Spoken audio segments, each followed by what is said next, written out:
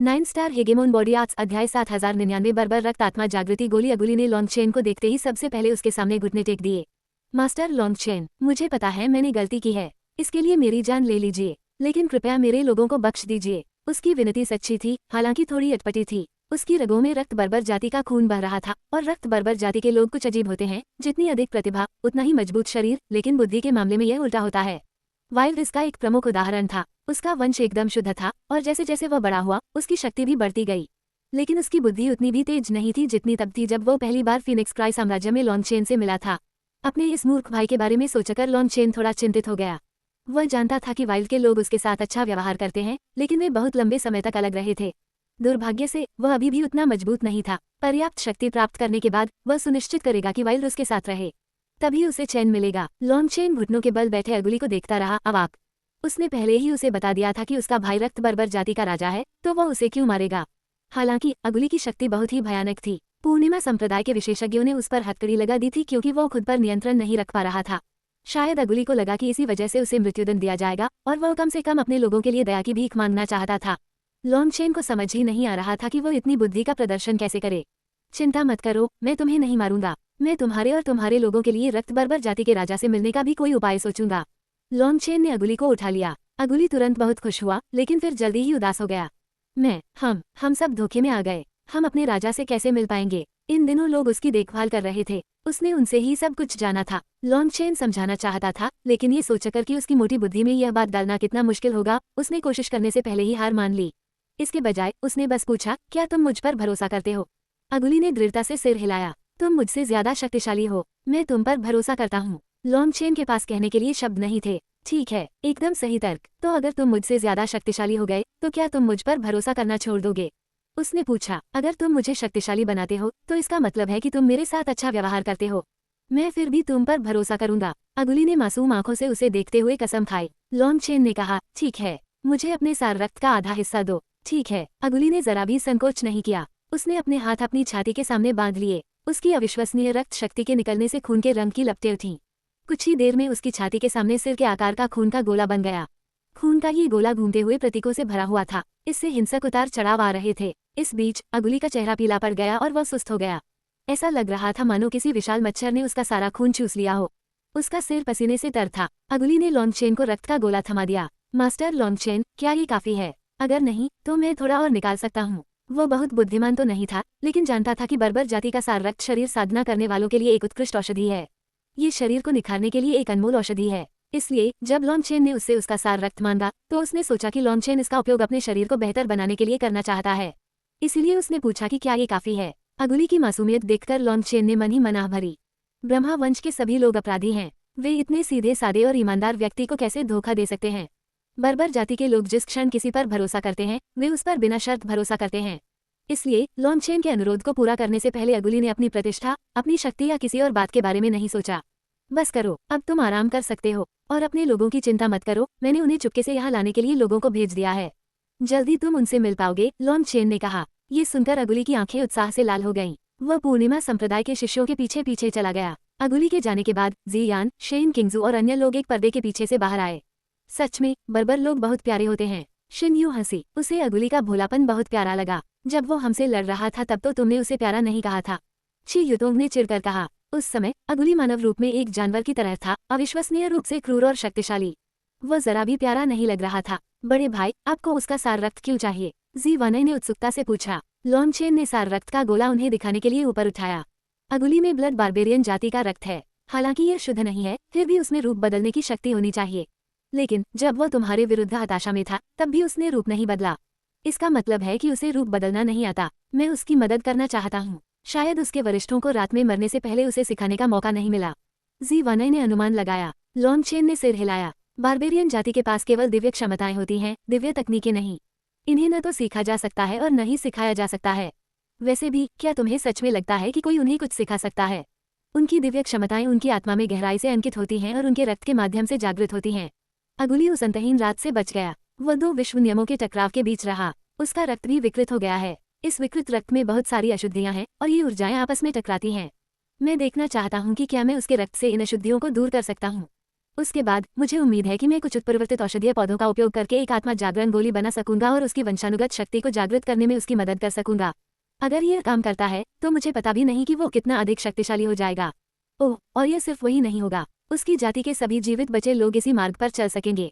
आखिरकार वे सभी उस रात जीवित रहने में कामयाब रहे। उन्हें भी स्वर्ग द्वारा चुना हुआ माना जा सकता है। बेशक अगर यह काम नहीं करता है तो मैं उसके सार रक्त को जितना हो सके शुद्ध करके उसे वापस कर दूंगा। उसे कोई हानि नहीं होगी। अगुली का वंश शुद्ध नहीं था बल्कि उत्परिवर्तित हो चुका था और उसकी क्षमता केवल स्वर्ग को ही ज्ञात थी। अगर लॉन्चेन उस सुप्त क्षमता को सफलतापूर्वक जागृत कर पाता तो वह उत्परिवर्तित विशेषज्ञों की एक भयानक सेना बना सकता था। लॉन्चेन ने समय बर्बाद नहीं किया। उसने उन्हें एक कमरा तैयार करने को कहा और दानव चंद्रमा कड़ाही निकाली। उसने स्वयं लंबे समय से गोलियां नहीं बनाई थीं। लॉन्चेन को तुरंत ही अपने और दानव चंद्रमा कड़ाही की ज्वाला के बीच एक असंगति का एहसास हुआ। इससे उसे एक चेतावनी मिली। याओ लिंगर लगातार गोलियां बना रही थी और अपनी क्षमताओं को बढ़ा रही थी, जबकि लॉन्चेन अभी भी अपने मूल स्तर पर ही अटका हुआ था।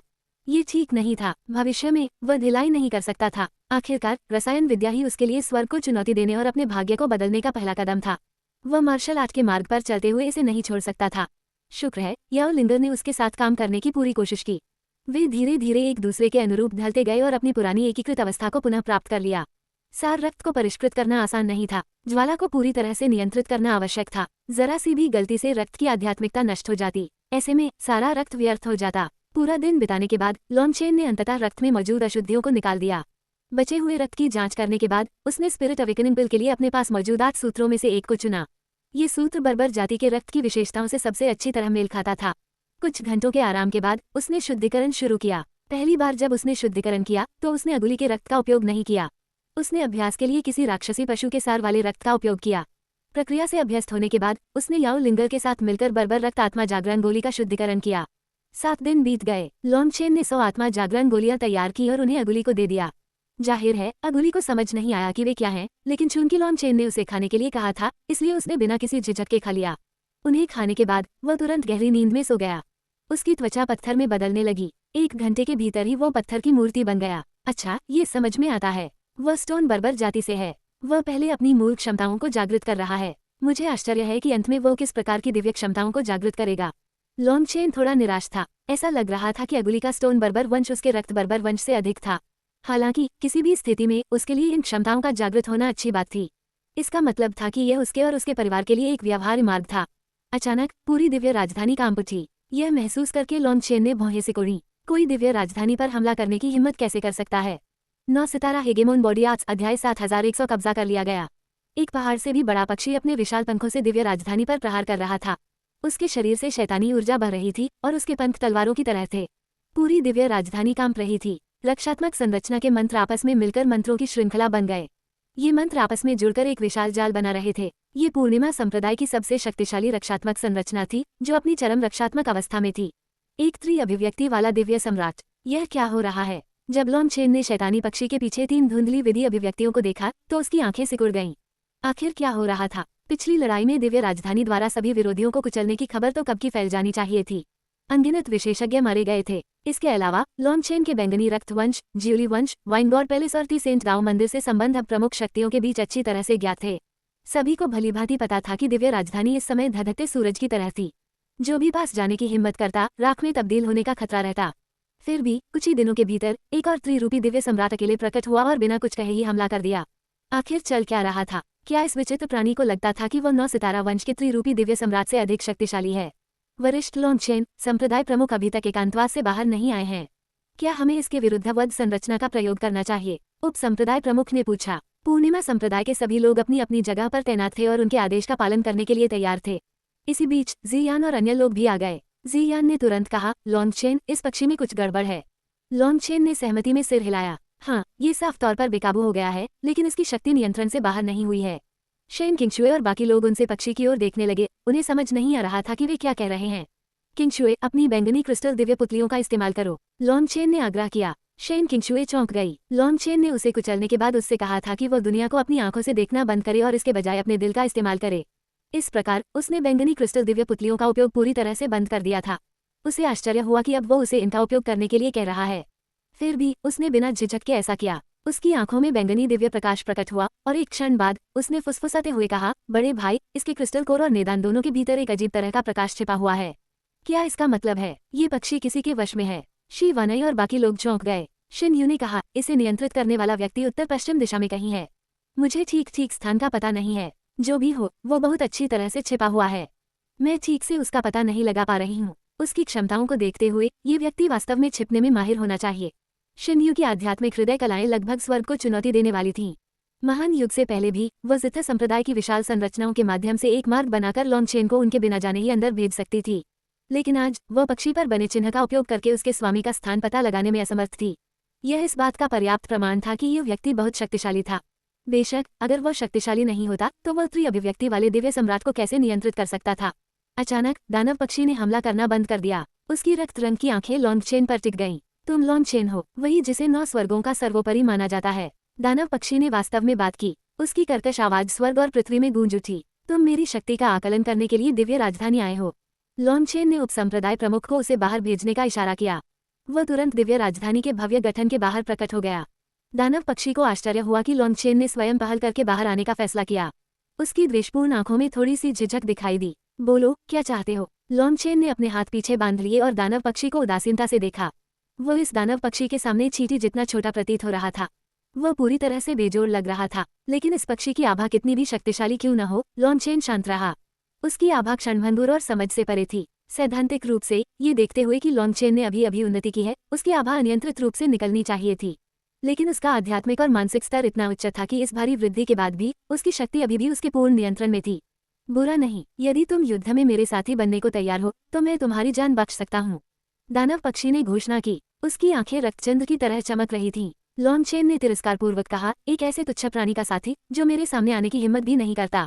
क्या इससे मैं और भी बड़ा तुच्छ प्राणी नहीं बन जाता? मौत को दावत देना। पक्षी से तुरंत ही शैतानी ऊर्जा फूट पड़ी। ये भयंकर ज्वालाओं में परिवर्तित हो गई जिसने आकाश को भर दिया। यहाँ तक कि इसके स्वर्ग पृथ्वी नियम के स्वरूप भी प्रज्वलित हो गए। अचानक वीणा की ध्वनि सुनाई दी। ज़ियान अवरोध के भीतर से आगे बढ़ रही थी। शिन यू हस्त मुद्राएं बना रही थी। वीणा की ध्वनि गूंजते ही उसने चिल्लाकर कहा, आत्मा नियम, आत्मा हृदय अवरोध। उसके माथे पर बना सार चिन्ह प्रज्वलित हो गया। शैतानी पक्षी की ज्वालाएं तुरंत बुझ गईं, मानो उन पर बर्फीला पानी डाल दिया गया हो। उसी समय उसका शरीर कांप उठा। उसकी आंखें बेजान हो गईं और वह हिल नहीं पा रहा था। आत्मा हृदय अवरोध शिन यू का तुरुप का पत्ता था। यहाँ तक कि डार्क फेदर ब्लेज डेविल के विरुद्ध भी ये तकनीक कारगर साबित हुई थी। ये देखते हुए कि डार्क फेदर ब्लेज डेविल की शक्ति उससे कहीं अधिक थी, इस तकनीक से उसका अस्थायी रूप से नियंत्रण हासिल कर पाना ही इसकी शक्ति का प्रमाण था। ज़ियान ने सबसे पहले हेवनली डेविल जिथा से पक्षी की उन्मादी अवस्था को बाधित किया। उसकी आत्मा में अराजकता के कारण यहाँ तक कि त्रिरूपी दिव्य सम्राट भी स्पिरिट हॉट लॉक से प्रभावित हो गया था। और यद्यपि शिन यू उसे केवल आधे पल के लिए ही बांध पाए, लेकिन लॉन्गचेन के लिए ये काफी था। दिव्य प्रकाश की एक चमक के साथ रक्त हवा में फैल गया। उसके पीछे एक विशाल सिर दिखाई दिया। लॉन्गचेन के हाथ में एविलमून था। उसके पीछे 3000 लोग प्रकट हुए थे और उसकी आंखों में स्वर्ग पृथ्वी के चिन्ह थे। हालांकि वह उस शैतानी पक्षी को देख भी नहीं रहा था, बल्कि उसने अपनी इंद्रियों को दूर दूर तक फैलाया। उसी क्षण लॉन्गचेन ने शिन यू के मानसिक चिन्ह को महसूस किया। उसके पैरों के नीचे तारों का प्रकाश चमक उठा। वह गायब हो गया और जब वो फिर से प्रकट हुआ तो वह एक पहाड़ी गुफा के अंदर था। एविलमून ने हवा में जोरदार प्रहार किया और उसकी शक्ति से शून्य में हलचल मच गई। एक अदृश्य घेरा टूट गया और एक भयभीत व्यक्ति प्रकट हुआ। ये व्यक्ति एक पूरी तरह से बंद गुफा में छिपा हुआ था, जिसका कोई प्रवेश द्वार नहीं था और उसने एक उच्च स्तरीय छुपन का घेरा बना रखा था। उसे उम्मीद नहीं थी कि जिस पक्षी को वह नियंत्रित कर रहा था, उसकी मृत्यु के बाद शिन यू उसकी आध्यात्मिक हलचल को महसूस कर पाएगी। उसने वास्तव में एक तकनीक का उपयोग करके उस पर एक चिन्ह लगाया था और उस चिन्ह की आभा शिन यू की आभा के समान थी। इसी के साथ लॉन्गचेन ने उसे आसानी से ढूंढ लिया। तुम्हारी हिम्मत कैसे हुई मेरे पालतू को मारने की? तुम मर जाओगे। उस व्यक्ति ने दहाड़ते हुए एक ताबीज निकाला। दुर्भाग्य से ताबीज को सक्रिय करने से पहले ही एविलमून ने उसका हाथ काट दिया। लॉन्गचेन हैरान रह गया। इस व्यक्ति में इतने भयानक जानवर को नियंत्रित करने की क्षमता थी, लेकिन वह खुद बेहद कमजोर था। इसमें कोई आश्चर्य नहीं कि वह छिपा रहा। एक कदम में ही लॉन्गचेन उसके सामने आ गया। उस आदमी के दूसरे हाथ में एक नीले रंग का खंजर प्रकट हुआ और उसने उसे लॉन्गचेन की पसलियों पर वार कर दिया। उसकी प्रतिक्रिया की गति अच्छी मानी जा सकती है और यह खंजर स्पष्ट रूप से विषैला था। यहाँ तक कि एक त्रिगुणित दिव्य सम्राट भी इससे घायल हो जाता।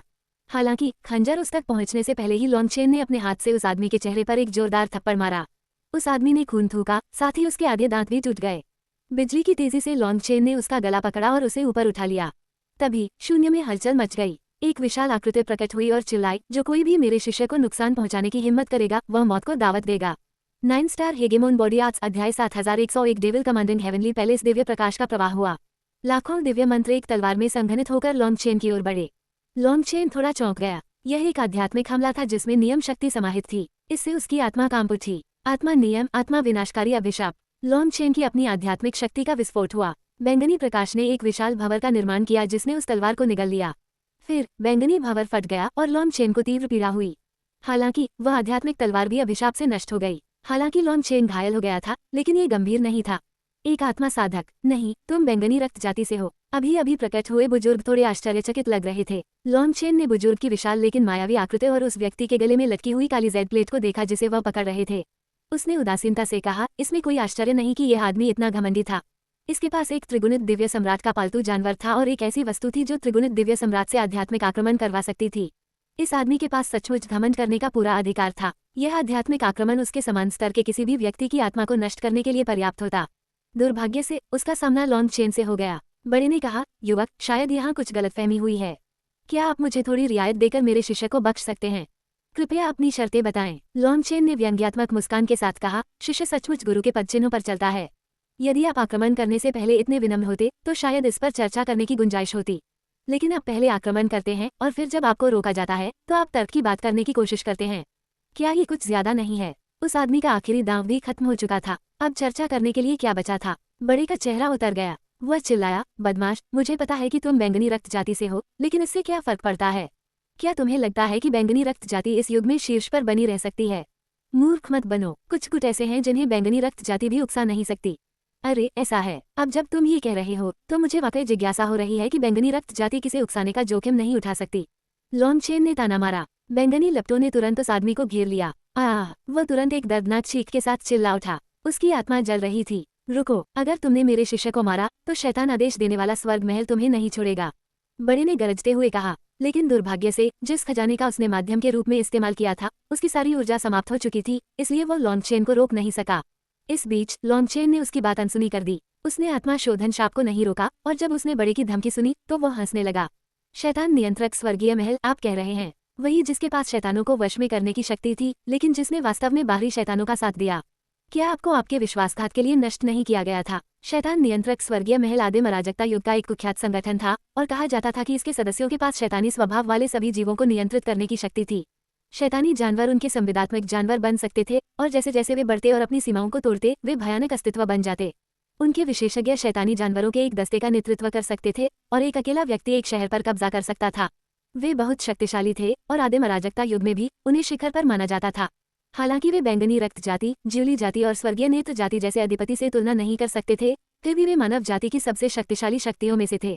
हालांकि अप्रत्याशित रूप से शुरुआत में 9 स्वर्गों और 10 लोकों की तरफ से लड़ते हुए उन्होंने बाद में उन्हें धोखा दिया और अपनी शक्तियों का उपयोग करके बाहरी राक्षसों को स्थानीय प्राणियों में बदल दिया। यदि समय रहते उनका पता न चलता तो 9 स्वर्गों और 10 लोकों को भारी नुकसान उठाना पड़ता। इससे 9 स्वर्गों और 10 लोकों का पूर्ण विनाश भी हो सकता था।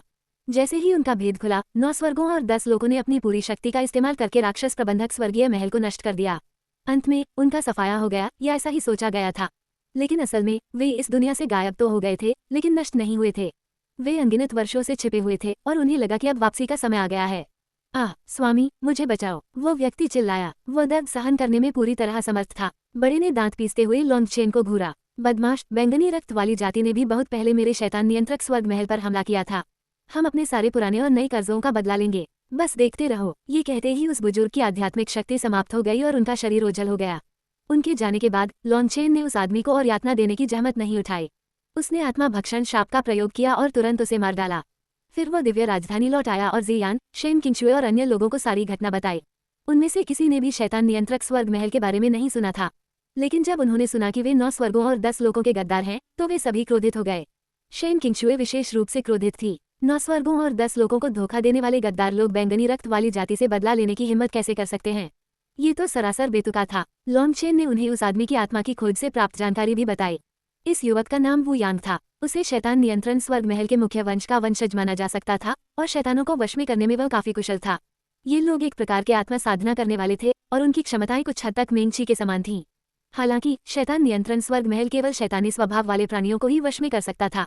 वे इन प्राणियों को विकसित होने, उनके पैतृक वंश को सक्रिय करने और उनकी बाधाओं को दूर करने में मदद कर सकते थे। इसी कारण बाहरी शैतानों ने उनकी क्षमताओं पर विशेष ध्यान दिया। वे शैतान नियंत्रण स्वर्ग महल को अपने पक्ष में करने में सफल रहे और उनके माध्यम से वे 9 स्वर्गों और 10 लोकों के नियमों से शीघ्र ही परिचित हो गए। स्वर्गीय दाऊ का विरोध अब उतना शक्तिशाली नहीं रह गया था। इस प्रकार शैतान नियंत्रण स्वर्ग महल के विश्वासघात ने निस्संदेह बाहरी शैतानों के आक्रमण को बहुत हद तक तेज कर दिया था। उन्होंने 9 स्वर्गों और 10 लोगों के अनगिनत जीवों की मृत्यु में महत्वपूर्ण भूमिका निभाई थी। लॉन्गचेन को ये भी पता चला कि शैतान नियंत्रक स्वर्ग महल अभी तक पूरी तरह से सामने नहीं आया है। वे 9 स्वर्गों और 10 लोगों के मूल शैतानों के साथ साथ बाहरी शैतानों के साथ मिलकर किसी योजना में लगे हुए थे। लेकिन वो यांग एक मिशन पर था जब उसने लॉन्गचेन का नाम और 9 स्वर्गों के सर्वोपरि व्यक्ति के रूप में उसकी उपाधि सुनी। उसे ईर्ष्या और तिरस्कार दोनों महसूस हुए। परिणामस्वरूप वह लॉन्गचेन की शक्ति का परीक्षण करने आया। यदि वह उसे मार डालता तो वह 9 स्वर्गों के सर्वोपरि व्यक्ति की उपाधि प्राप्त कर लेता। वह बुजुर्ग उसका गुरु था, शैतान नियंत्रक स्वर्ग महल में एक उच्च पदस्थ बुजुर्ग त्रिरूपी दिव्य संप्रभु युद्ध पालतू भी वो वस्तु थी जो वू यांग के गुरु ने उसे मिशन पर भेजने से पहले दी थी। ऐसे तुरुप के पत्तों के साथ वू यांग घमंडी हो गया था। वह अपनी शक्ति का परीक्षण करने के लिए एक विशेषज्ञ की तलाश कर रहा था। इस अर्थ में वह वास्तव में भाग्यशाली था। जिस पहले व्यक्ति के विरुद्ध उसने अपनी शक्ति का परीक्षण करने का प्रयास किया वह एक वास्तविक विशेषज्ञ निकला। दुर्भाग्यवश शैतान नियंत्रक स्वर्ग महल के सभी विशेषज्ञ आत्मा साधक थे। उनकी आत्माओं पर लगी मुहरें अन्य सभी से कहीं अधिक शक्तिशाली थीं। यदि उन्हें पता चलता कि वे खतरे में हैं, तो उनकी आत्माएं स्वतः ही बंद हो जाती और उनके केंद्रीय रहस्य मिट जाते। इस प्रकार लॉन्गचेन की नई और उन्नत आत्मा खोज के बावजूद उसे कुछ भी खास मूल्यवान नहीं मिला। वो ये पता लगाने में असमर्थ था कि वू यांग का मिशन क्या था या मुख्यालय कहाँ था। अचानक दिव्य राजधानी का भव्य गठन एक बार फिर से जगमगा उठा। दिव्य शक्ति एक बार फिर प्रज्वलित हुई। लॉन्गचेन का मुंह खुला रह गया। आज क्या हो रहा है? क्या कोई और भी मरने आया है? हालांकि जब उन्होंने नवागंतुक की आभा को महसूस किया तो पूर्णिमा संप्रदाय के विशेषज्ञों ने जयकार की। संप्रदाय के गुरु एकांतवास से बाहर आ गए हैं। 9 सितारा हेगेमोन बॉडी आर्ट्स अध्याय 7102 चंद्रदेव मंदिर। जब ली यिक्सुआन एकांतवास से बाहर आई और उनकी त्रिविध अभिव्यक्ति वाली दिव्य संप्रभु के रूप में आभा प्रकट हुई तो पूर्णिमा संप्रदाय के सभी विशेषज्ञ आश्चर्यचकित और अत्यंत प्रसन्न हुए। संप्रदाय के मुख्य सदस्य गहरे सदमे में थे। वे भली भांति जानते थे कि ली यिक्सुआन की उन्नति की इच्छाशक्ति बहुत पहले ही समाप्त हो चुकी थी। उन्होंने अगला कदम उठाने का साहस खो दिया था और साधना करना धारा के विपरीत नाव चलाने के समान है। जो लोग उन्नति नहीं कर रहे हैं वे पीछे जा रहे हैं।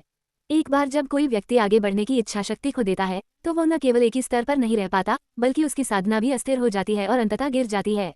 ली यिक्सुआन बहुत पहले ही सेवानिवृत्त होने के लिए तैयार थी, लेकिन पूर्णिमा संप्रदाय को अभी तक कोई ऐसा व्यक्ति नहीं मिला था जो उनका स्थान ले सके।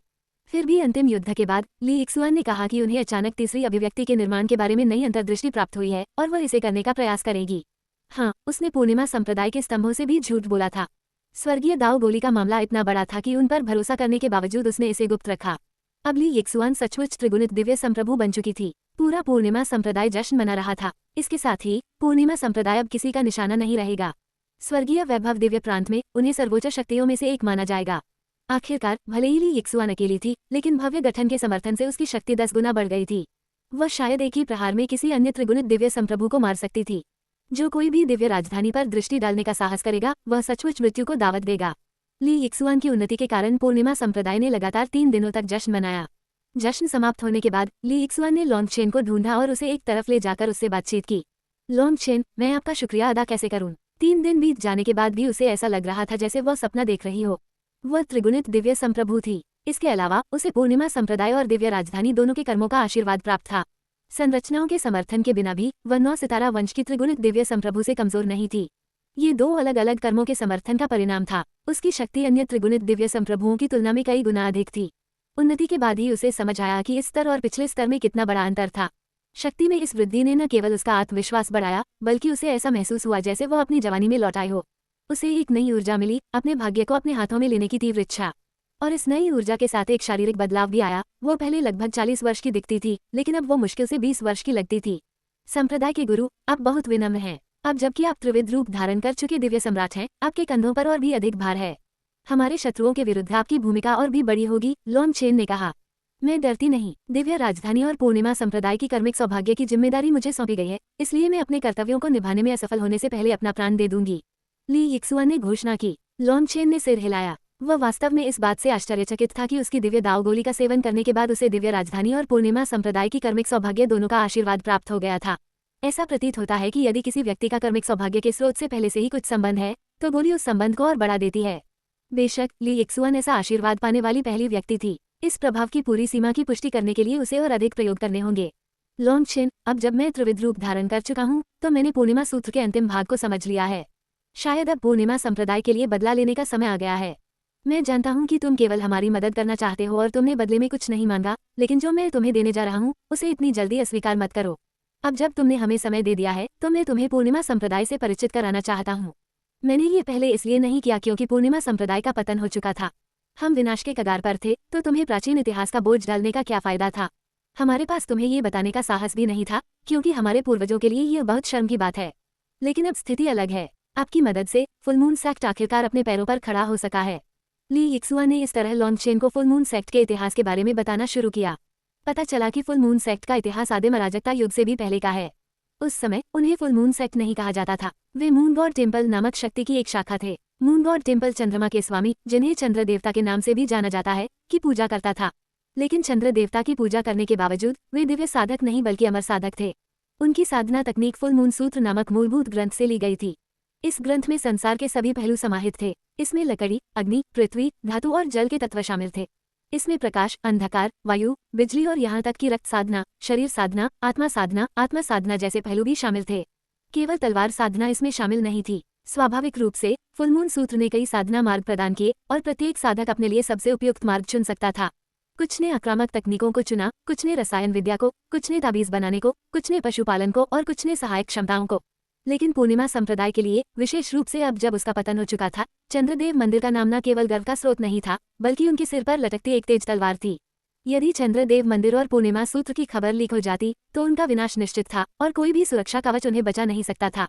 इसलिए संपूर्ण पूर्णिमा संप्रदाय ने पूर्णिमा सूत्र के एक निम्न संस्करण का अभ्यास एक अलग नाम से किया। केवल संप्रदाय के गुरु ही पूर्ण पूर्णिमा सूत्र को जानने के योग्य थे। दुर्भाग्य से शायद कर्मों के पतन के कारण अनगिनत वर्षों के बाद भी पूर्णिमा संप्रदाय कोई भी अद्वितीय दिव्य प्रतिभा उत्पन्न करने में विफल रहा। फलने फूलने की तो बात ही छोड़िए, वे मुश्किल से ही जीवित रह पा रहे थे। इस निम्न स्तर की साधना तकनीक का उपयोग करने के कारण संप्रदाय के शिष्यों को अधिकतर सहायक क्षमताओं में प्रशिक्षण लेने के लिए मजबूर होना पड़ा। इस तरह वे अन्य गुटों की सहायता कर सकते थे और कुछ पुरस्कार प्राप्त कर सकते थे, साथ ही अपने संप्रदाय की रक्षा भी कर सकते थे। अपनी ही स्थिति में, हालांकि इसी कारण से उनकी क्षमताएं उतनी प्रभावशाली नहीं थीं। वे केवल कुछ औसत दर्जे के शिष्यों को उनकी सर्वोत्तम अवस्था में पहुंचने और उनकी सफलता की संभावनाओं को बढ़ाने में ही सक्षम थे। उनमें हृदय राक्षसों से पीड़ित लोगों की आत्मा को शुद्ध करने की क्षमता भी थी, लेकिन शिष्यों की अपनी शक्ति के कारण वे शीर्ष दिव्य प्रतिभाओं की सहायता नहीं कर सके।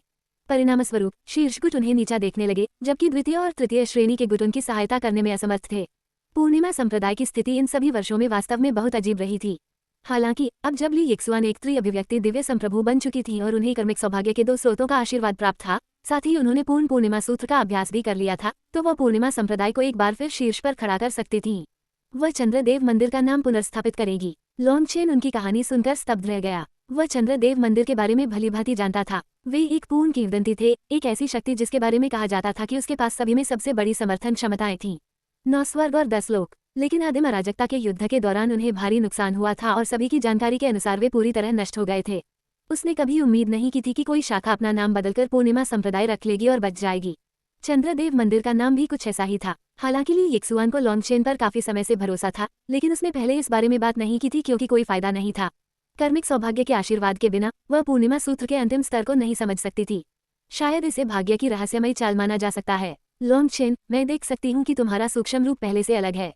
ऐसा लगता है कि कोई ऐसी मोहर है जिसे तुम तोड़ नहीं सकते। शायद मैं तुम्हारी मदद कर सकती हूँ। लॉन्गचेन का दिल कांप उठा। क्या सच में वो उसके सूक्ष्म द्वारों को फिर से खोलने में उसकी मदद कर सकती है?